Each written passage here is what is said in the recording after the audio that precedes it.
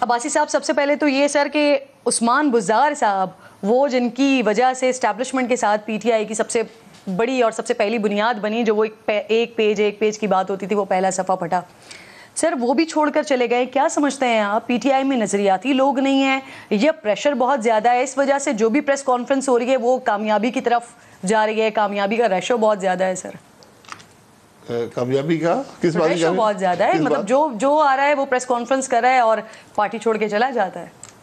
یہ ان کی مرضی ہے جی، جو لوگ ایک دفعہ پارٹی چھوڑتے ہیں پھر ہمیشہ چھوڑتے رہتے ہیں. اس لیے یہ تھوڑی احتیاط کرنی چاہیے.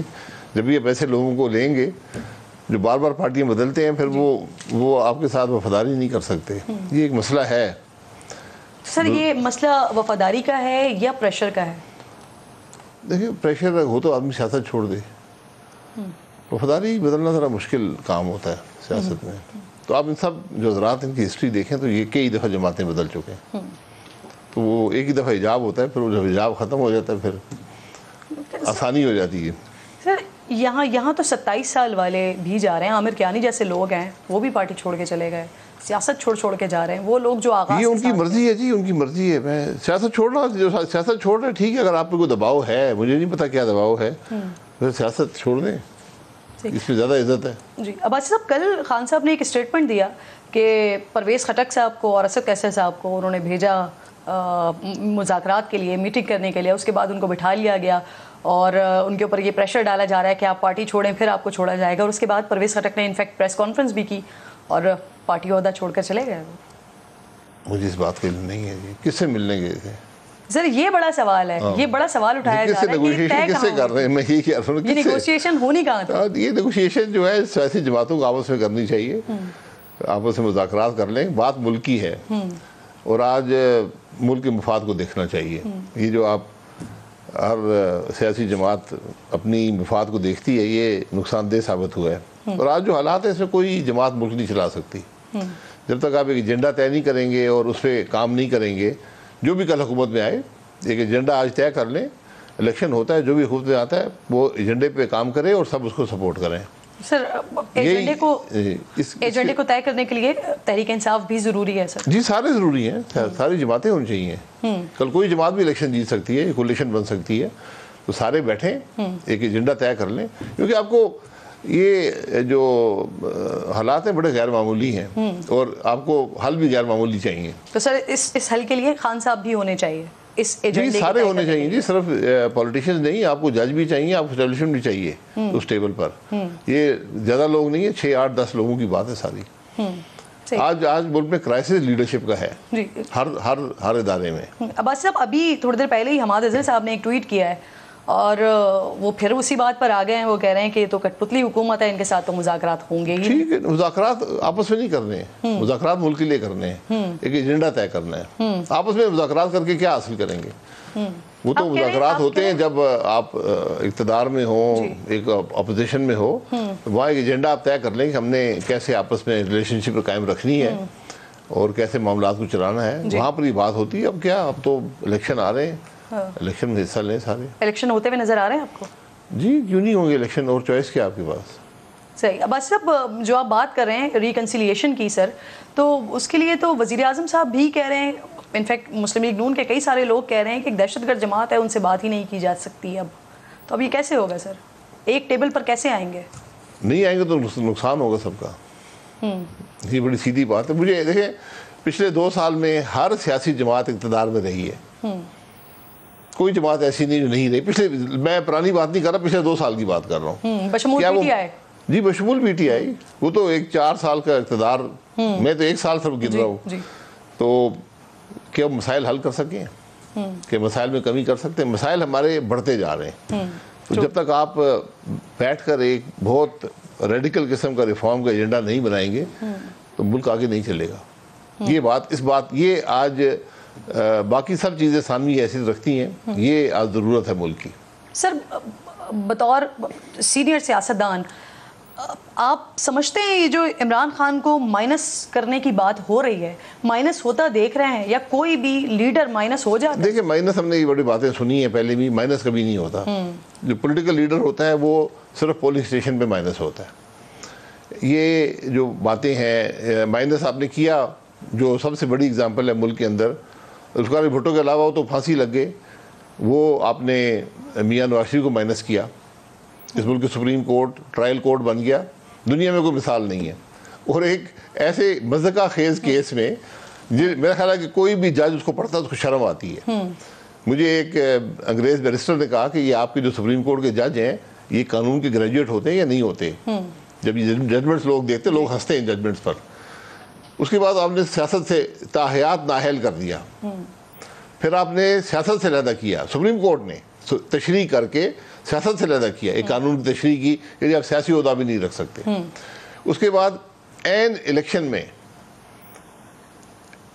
ڈیٹ پیچھے کر کر ایک ایسے نیب کے کیس میں جس کی نگرانی خود سپریم کورٹ کا جج کر رہا تھا آپ نے کنوکٹ کیا، اور وہ جج بعد میں فوت ہونے سے پہلے کہہ کر گیا کہ جناب میں نے دباؤ میں آ کر یہ ججمنٹ دی ہے، بلیک میل ہو کر دی ہے. اس کے بعد الیکشن چوری ہوا اور آج ملک یہاں پر پہنچا ہے. تو مائنس کرنے کی جو کوششیں ہوتی ہیں اس کے یہ اثرات ہوتے ہیں.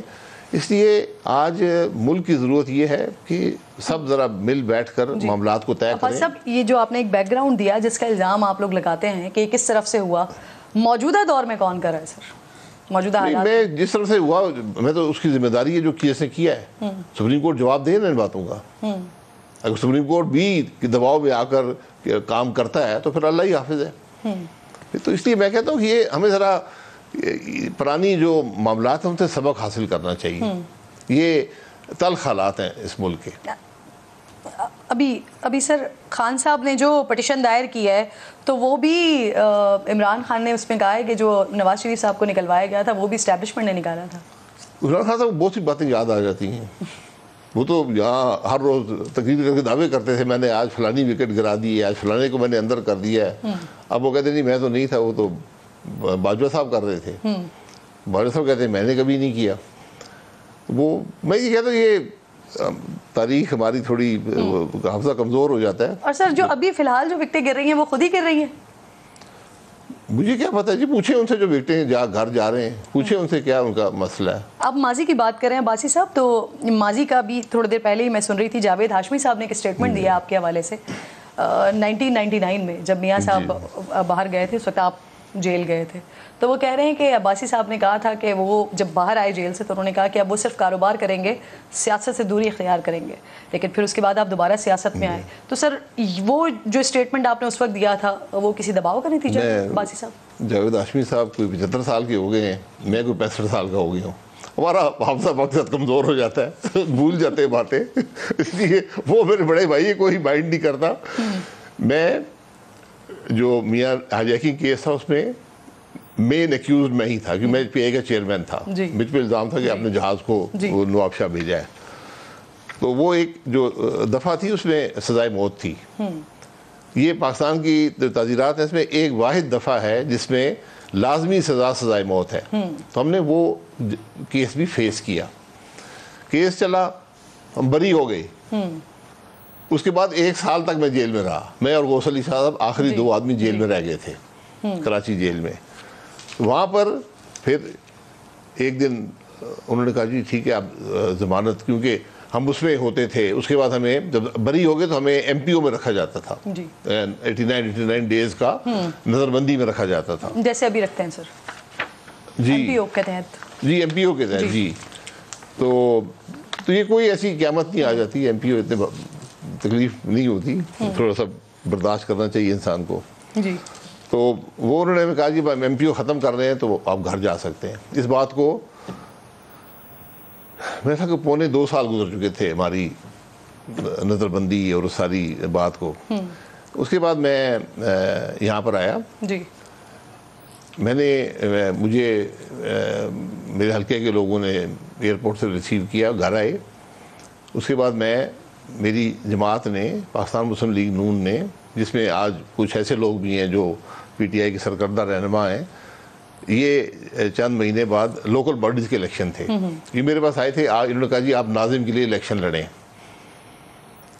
تو میں ناظم کے لیے، میں نے پنڈی کے ناظم، حالانکہ میں نے کہا میں نہیں پارٹی کی ضرورت ہے، کوئی اور سامنے نہیں آتا تھا. میں نے ناظم کا الیکشن لڑا اور وہ الیکشن ہم جیت رہے تھے. اور جب دباؤ آیا سب بھاگ گئے. میں آپ کو ایک لمبی کہانی ہے. تو میں نے وہ الیکشن بھی لڑا, اور پھر ہماری اتنی پذیرائی تھی اس الیکشن میں کہ انہیں یعنی ایک جج کو دباؤ ڈال کے ہمیں نااہل کرنا پڑا, اور ایسے دن نااہل کیا کہ الیکشن میں 3 دن رہتے تھے, نااہل کرنا پڑا. اس کے بعد آ گیا یہ قومی اسمبلی کا نیشنل الیکشنز آ گئے. بڑا دباؤ تھا کہ آپ جناب کاف لیگ میں آ جائیں, کہ یہ کاف لیگ بن رہی تھی. میرے گھر سے 100 گز کے فاصلے پر کاف لیگ بنی F72 کے گراؤنڈ میں. تو اس رات مجھے بہت دباؤ تھا. بہت سے لوگ میرے گھر آئے, جی آپ آ جائیں, سیاسی لوگ بھی آئے اور لوگ بھی آئے. میں کہ جی میں یا گھر میں یہ سیاست نہیں کروں گا, میں اس مجمع میں نہیں آتا ہوں, میں کبھی نہیں گیا. الیکشن آئے, میں نے دباؤ تھا کہ کاف لیگ جوائن کریں, ادھر جائیں ادھر جائیں. چند لوگ ہم رہ گئے تھے, اور میں آپ کو بتا سکتا ہوں کہ جس 13 اکتوبر 99 کو نواز شریف کے ساتھ آپ ایک ہاتھ کی انگلیوں پر گن سکتے ہیں کون سے لوگ رہ گئے تھے. تو اس کے بعد الیکشن آئے, وہ بھی بڑا دباؤ تھا, جی آپ فلانا ٹکٹ لے لیں, فلانا کر لیں. بہرحال وہ سمبل بھی لے لیا, میں نے شیر کا سمبل بھی لے لیا. بڑا دباؤ تھا, سمبل مت لے جی, وہ جیپ کا ایک سمبل چلتا تھا اس زمانے میں, جیپ کا لے لیں. میں نے سمبل بھی لے لیا. پھر مجھے بڑا واضح کہا کہ جب الیکشن نہیں جیتیں گے. میں نے کہا ٹھیک ہے, میں نے 6 الیکشن جیتے, میں ایک ہار جاؤں گا. لیکن یہ تو یہ سب وہ جاوید ہاشمی سب بھول جاتے ہیں. جب یہ الیکشن ہو گئے, ہم ہار گئے, اس کے بعد میں آزاد آدمی تھا زندگی میں پہلی دفعہ 14 سال کے بعد. تو میں نے پھر کاروبار شروع کیا پہلی دفعہ زندگی میں.